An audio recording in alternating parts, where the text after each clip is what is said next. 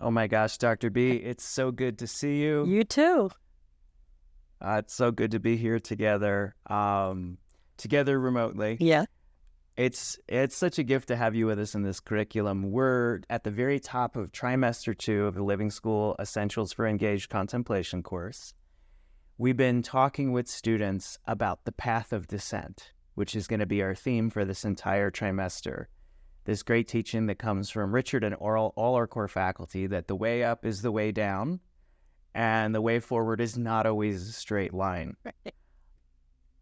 I have so appreciated having conversations with you on stage and behind the scenes about exactly this, about sort of charting our course and walking through the labyrinth of life. And one of the things that you've taught me is that life has a rhythm, and sometimes we're right in tune and in step with it, and sometimes we lose it. And when we lose it, we have to go back and find it again. So I'm so excited to have you share with us any story you would like to share with us about paths of descent or finding that path in your own life and in your own journey. You've lived so many lives. You've had such an amazing journey. I always love to hear more about it. So please take it away. Thank you. I just wish that some of the elders had told me that all the striving in the first phase of life would fade away. I mean, all of that striving. And now we come to this point where you have to listen to what Father Richard says when he says, the path of descent is a path of transformation. Darkness, failure, relapse, death, and woundedness are our primary teachers rather than ideas or doctrines. So what am I to do with all these stacked up doctrines I memorized? Well, I was too busy to consider any of that. I was sitting in my hospital bed a few months ago, considering all that had happened. I allowed a tear or two, okay, 3, 4, all right, a little bit of crying. I was fine. And then one day I wasn't. Or maybe I had never been fine at all. Maybe it just seemed that I was fine. Maybe I'd been fooling myself all along. Maybe the unraveling of my health in pretty catastrophic ways was a necessary and critical part of my life journey. And yet I felt as if everything was out of control. Like Audre Lorde, what she says is, I have cancer. These are her words. She says, and I realize that my spiritual participation in my healing is going to be necessary, or I'm not going to make it. But while I'm hanging from this cliff by my fingernails, I'm not going to let pigeons rest in my hair. I'm going to fight this all the way. So my plan was, get a grip on your emotions, decide on a plan of action in response to the cascading medical diagnoses, and conquer them one at a time. Well, thank God that plan didn't go into action before my sister called. Thank God for family and friends who tell you the truth. At the moment my sister called, she said, "Are you okay?" Well, now it was time to speak the truth. No, I'm not. I'm not okay. As the story spilled out among tears, I waited for the sympathy that I wanted. That usually follows when you're talking to a friend, a confidant. You want them to say, it's going to be all right. You're going to be fine. Instead, she said, "Did you see Richard Rohr's daily meditation today?" And I said, "No." She said, "Well, take a look. It's one of yours. The topic is letting go." I said, my piece on letting go is up today. During the next few moments, she expressed her love, confidence in the God who had created us both, healed us both numerous times. And she told me, read your own stuff and apply it to your own life, and we'll talk about it later. Well, with those loving but piercing words, my persistent delusion of being Superwoman vanished. It was a very humbling moment when someone suggested you just live what you're teaching. But I thought I was walking the walk. And then the realization flooded in. I was still trying to control outcomes. I was still trying to put the skids on my downward descent. I still wanted the circumstances changed. Now that can be a futile and energy-sapping exercise, fighting all of that. I needed to relax, to receive the events that seemed to be just cascading down on me. My fixer mentality was not going to do me any good on the path of descent. I needed to trust the God who had never failed me or never left me alone. I understood that the path of descent, with all of its mystical darkness and disorder, was in fact a blessing, a healing, a preparation for what was yet to come. Because the path of descent involves letting go of self-image, title, status symbols, our false self. These things are going to die away anyway. So making them absolute is an exercise in futility. But letting go isn't easy.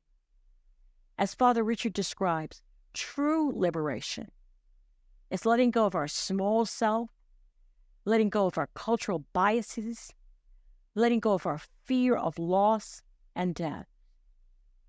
Freedom is letting go of wanting more and better things. And it's letting go of our need to control and manipulate God and others. It's even letting go of our need to know and our need to be right, which we only discover with our maturity. We become free as we let go of our 3 primary energy centers. This is Thomas Keating. He describes a need for power, control, a need for safety, security, and our need for affection and esteem. There are a few things that BIPOC folks find it difficult to admit. That belonging to marginalized communities often makes it difficult to relinquish hard-won gains in education and in that old black magic, prestige, and power. On the precipice of change, the civil rights movement promised us that we had walked around Jericho long enough, that the walls of oppression were tumbling down, and all we had to do was run for the prizes dangling before us: consumer goods, wealth accumulation, inclusion, finally. And what makes it so odd is that as Martin Luther King was preparing to challenge America's racism, I was practicing courtesy as a black debutante. So here I am. It's a quandary, but I did both. I went to Selma with my dad, and I came out as a debutante. Now, you got to understand that we are a generation of incongruity, of wanting to be accepted by the very society that had oppressed us while we were struggling for our freedom. I don't know about anybody else, but the goals that were before me, wealth, accumulation, status, became moving targets, and it took most of my life to embody the reality that following Christ requires a downward descent. Psychologist Anne Solomon says this: if we can begin to let go and allow what is happening to happen, then we may be able to start to find aspects of ourselves that we really have to face, acknowledge, and heal as part of our spiritual journey towards wholeness. If we begin to face and accept the downward descent, then we can heal some of the wounds that we've hidden and the deepest parts in our inner being. We could really begin then to see what needs to be seen, to face ourselves, and not struggle so much with the very process of just living. At this point, there can be a beneficial point in the journey of descent as we find ways to be compassionate with ourselves, our failures to accept, and with the people who are surrounding us as our community, our communities of compassion. So that's what it's been for me. It's been a series of health crises that knocked me off my high horse. I did think I could handle everything, family and power and education and writing. And there needs to be a pause because the things that I'm accumulating, I cannot take with me. The things that I'm accumulating cannot benefit the world. Only that which we do for Christ will last. Oh my gosh, Dr. B, that is so good. I have about 100 questions and we don't have time for all of them. But goodness gracious, first of all, thank you for that and for the wisdom in it. And it's so good to have you back with us and Thank in you. good health. We appreciate you so much. I think one of the things that I've so appreciated about sitting around your teaching for the last few years is, you know, in the worldview that so many of us are brought up in, we have this idea we wanted to separate the spirit and the world of matter, or the real world, or the world of embodiment. And then there's this sort of idea of incarnational theology and how do we bring them back together. And what you've really helped me see is there really is no difference between the two. And I always say you, more than anyone else, have reintroduced me to a crowded cosmos that's just pulsing with life everywhere, and ancestors and the screaming voices of the natural world and humanity and things seen and unseen. And I think for a lot of us, when we think about health challenges or the limitations of our body reminding us that we need to rest, that we can only go so fast, it's very easy to think about that as the enemy or the limitation or the boundary of our spiritual transformation. But what I hear you talking about is a deep wisdom and reality that comes to that. Can you give us any more insight into that and how to think about that, especially as we talk about the path of descent in the next few weeks?